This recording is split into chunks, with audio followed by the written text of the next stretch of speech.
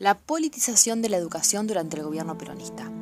La politización de los contenidos escolares, un rasgo que, como hemos señalado, es común a todos los sistemas sociales y políticos, adquirió durante el periodo del gobierno peronista un carácter específico.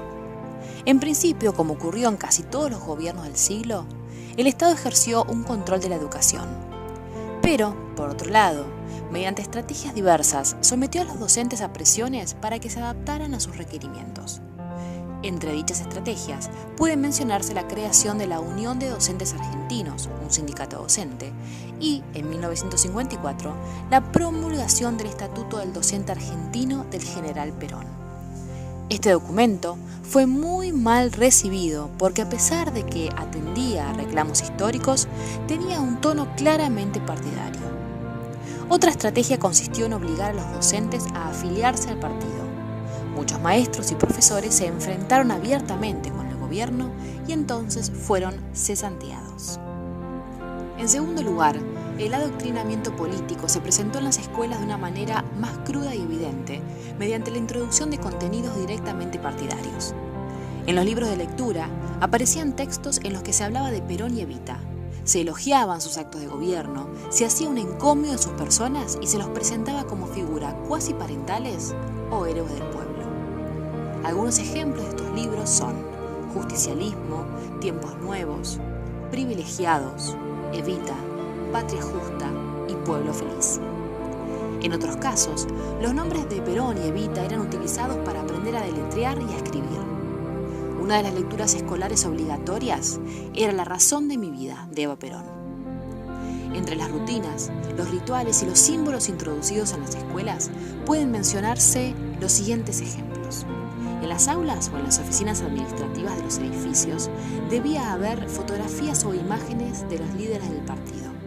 En los discursos pronunciados durante los actos patrios se debía elogiar a Perón y Evita y hablar de su gobierno. También, todos los niños debían aprender la marcha peronista. En tercer lugar, el peronismo desplegó otra estrategia que, hay que señalarlo, además de tener fines partidarios, constituyó también una política de avanzada en términos de promoción de la salud y educación, destinada a inculcar valores sociales. Esta estrategia consistió en la creación de instituciones, eventos y movimientos que, directa o indirectamente, apuntaban a menudo al adoctrinamiento de los jóvenes. Entre ellos pueden mencionarse la Unión de Estudiantes Secundarios, los Juegos Nacionales Evita y el Movimiento de la Juventud Peronista, posteriormente transformado en Juventud Peronista, entre otros. En definitiva, el primer plan quinquenal del gobierno de Perón fue un proyecto ambicioso y constituyó un desafío político importante.